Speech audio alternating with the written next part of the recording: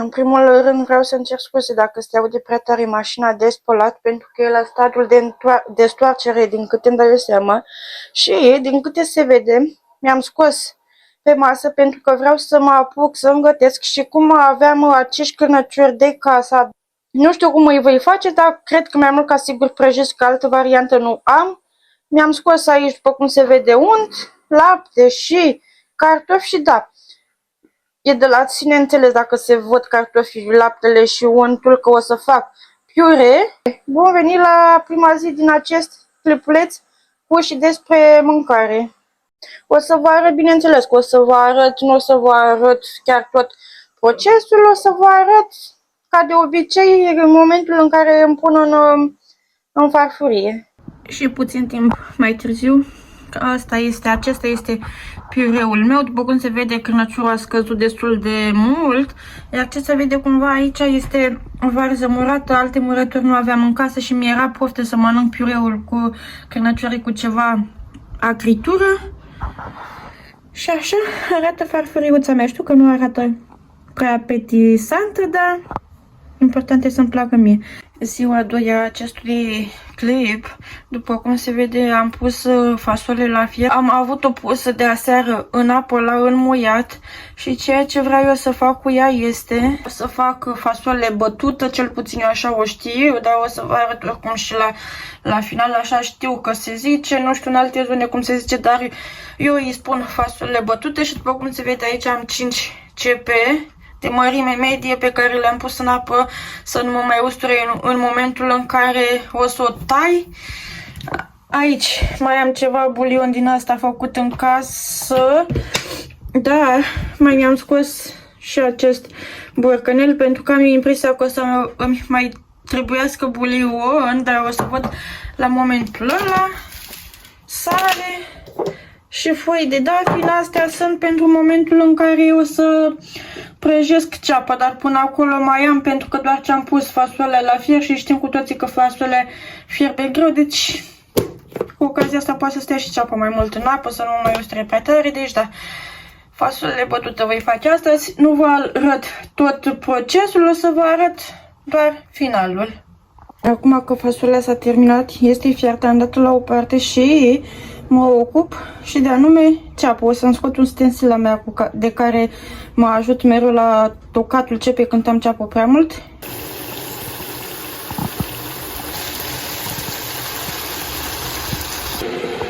Gata și cu fasoleca mea.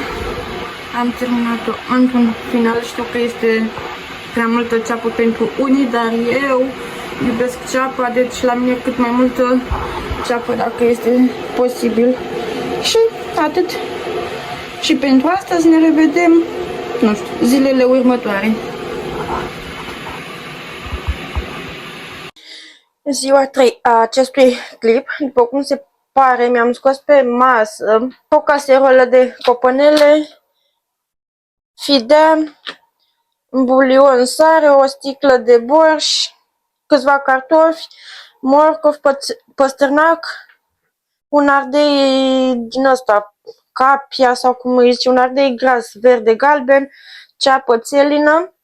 Asta pentru că vreau să îmi fac o ciorbă și mai mi-am scos aici această caserolă cu ciuperci, o ceapă, orez și o să trebuiască să mai îmi scot un morcov pentru că mă bate gândul să-mi fac pe lângă ciorbă, să fac și orez cu ciuperci și vreo 2 cupănele, asta în ideea ca să dea gust mai mult la acel orez. Deci da, mă pun să curăț, să mai curăț din copănele, să le tai, să așa, le pun la fier și eventual, nu știu, vă mai arăt pe parcurs. Deci ziua 3 a acestui clip, ciorbă și cred că o să mă pun să fac și pilaful, nu mai stau pe gânduri asta pentru că e vineri, să avem cumva mâncare pregătită peste weekend. Deci, pentru început și finalul ciorbei mele, aceasta este ciorbica, nu este ea prea spectaculoasă, dar fiecare își face cum îi place și puțin mai târziu o să vă arăt și orezul, că până la urmă am făcut și orez. Deci acum pentru următoarele 2-3 zile suntem asigurați cu mâncarea. Revin cu orezul puțin mai târziu. Și revenind și cu minunatul meu orez cu ciuperci, am pus puțin piper pe deasupra din câte se poate vedea. Atât și pentru ziua 3, cred că e asta. Mai continui, nu mă opresc aici, nu știu pe câte zile îl voi duce acest clip, dar tocmai ce m-am apucat și o să îmi fac niște chec, așa că aici sunt albușurile și gălbenușurile de la 10 ouă, zahăr, făină, ulei, praf de copt, cacao și esență de rom. Și o să trebuiască să mai cântăresc încă 200 de grame de făină, dar asta după ce voi face cu și anume zahărul, și voi bate toate ingredientele și vă mai arăt pe parcurs. Nu pot să zic decât că sunt foarte mândră de mine, nu se vede cât de tare au crescut, dar mi-au ieșit perfect, super, mega frumoși. I-am scos din cuptor, o să urmeze să o tai și vă arăt și atunci. Și voilà, mi-a ieșit așa galben, sau nu știu cum să vă spun, din cauza sau datorită zahărului, pentru că am avut din acela maro. Aici este decât unul singur tăiat, că ziceam că am făcut 2, dar eu am tăiat momentan numai unul. Atât și cu checul meu pe ziua de azi. Dacă până acum a fost numai cu mâncărurile pe care noi obișnuim să le facem, după cum se vede, mi-am scos aici pe masă pentru că vreau să fac tiramisul, dar pe stilul meu, așa că mi-am scos pișcoturi, aici zahăr pentru că o să-mi trebuiască zahăr, cacao pentru pus pe deasupra. Eu îl fac cu și anume rom, am aici 2 de mascarpone. Și aici am smântână lichidă pentru frișcă, o pun pe toată cât are asta. 600 de mililitri și eu fac frișca asta, o fac cu zahăr și miez, o să vedeți mai târziu. Iar mascarpone, că așa o fac eu, nu știu de ce, dar așa am combinat-o eu. Știu că nu e rețeta clasică a tiramisului, dar eu așa o fac și îmi place. Iar pentru mascarpone folosesc pun din această esență de rom, dar din ea o să pun puțin și în tiramisu pentru momentul în care înmoi pișcoturile. Dar oricum o să vă arăt pe parcurs, așa încet, încet, cum îl fac eu, varianta mea. Știu că nu-i corectă, eu așa o fac, o spun și mă repet. Am spus, o spun și mă repet, eu așa o fac. Nouă ne place așa cum îmi iese, fiecare face cum și-o dorește, fie că varianta clasică a tiramisului sau așa cum vreți voi. Am tot văzut chestia asta, gen tiramisu, alte persoane folosesc și Nutella în loc de mascarpone sau în loc de smântâna lichidă, de smântâna de frișcă lichidă, de smântână, mă rog, că e double cream, poți să faci și frișcă, iar pișcoturile eu le folosesc pe acestea de la Boromir. Zic totuși să mă apuc de treabă și vom.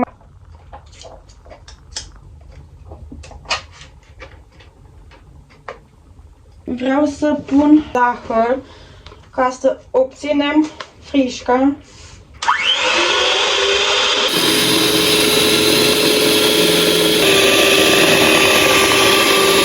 Bun, frișca mi-a ieșit, după cum se vede, stă pe ăla. Să explic puțin cum am făcut. Eu am pus tot acest păhărel de, cât am zis mai devreme, care de 600 de mililitri, și am pus 8 linguri de zahăr, da, după cum se vede, nu știu cât de bine se apreciază, lingura asta nu e chiar foarte mare. Am gustat puțin mai devreme din ea și e suficient de dulce și acum mă apuc de mascarpone, dar vă arăt și la mascarpone și după aceea, după ce amestec mascarponele cu esența de rom, o să pun aici compoziția aia și după aceea o amestec, înțelegeți voi. Am scos acest bol de sticlă, că văd că nu mai am alcool la îndemână din ăsta de plastic. Și tot ce voi face acum este să pun mascarponele aici, le combin cu esența de, și anume rom. Eu am mai făcut varianta asta cândva, am făcut-o și cu de asta, cum zice, esență de caramel. Sper să nu fie asta expirată. Abia în martie expiră. Și cum spuneam, am mai făcut-o și cu esență de caramel. Dar acum nu pot să spun care îmi place mai mult, cu caramel sau cu rom, că eu oricum îmi place caramelul, deci doar de data asta se voiește cu rom. Trebuie să amestec un pic ca și după aceea să pun romul. Acum să pun esența. Și da, eu obișnuiesc să fac. Hai că o pun pe toate. Cu mixerul, pentru că mi-e mai ușor cu mixerul decât cu cutelul și acum o mai amestecăm iară. Acum tot ce voi face este să pun partea asta de mascarpone cu rom în partea de frișcă. Puțin incomod. Hai că vedeți și voi ceva. Acum că am pus mascarponele aici, tot cu mixerul, tot de mixer mă folosesc, le amestec pe toate.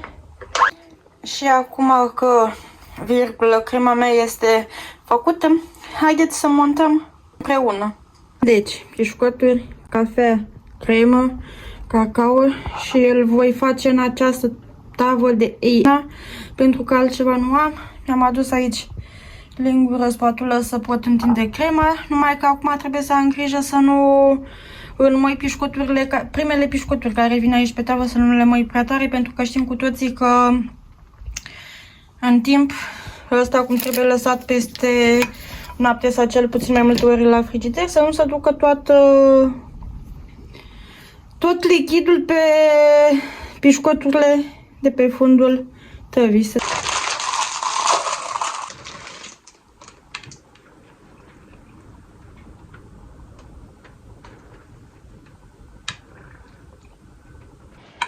Haideți că se vede, primul strat de pișcoturi l-am pus, acum urmează să pun primul strat de cremă și să îl întind. Nici nu știu cum să mă desfășur mai bine aici. Am avut grijă, cum ziceam, ca să nu înmoi prea tare pișcoturile astea de pe fundul tăvii, că era să-mi cadă și ăsta. Mi-am ales o cea mai mică lingură posibilă, nu știu de ce mi-am ales-o pe asta, dar cred că e suficient. Cred, dacă nu oricum mai pun și mi-am adus și gen așa ca să pot să întind mai bine dacă mi-e incomod cu asta, dar cred că trebuie să o pun pe asta în funcțiune. Nici nu știu cum să stau. Invidiez fetele astea care filmează în timp ce gătesc și au modul ăla de a filma. Deci găsesc ele unghiuri. Deci da, s-a văzut ce fac. Continui așa și vă mai arăt finalul, că mai urmează tot așa un strat de pișcoturi, un strat de cremă, dar știu că nu este denivelat așa cum trebuie. Am terminat și cu partea a doua de pișcoturi și partea a doua de cremă și acum urmează să pun cacao și am terminat, dar oricum vă arăt. Am pus și cacao pe deasupra, urmează să mai șterg acolo un pic partea unde mi-a căzut cacao peste.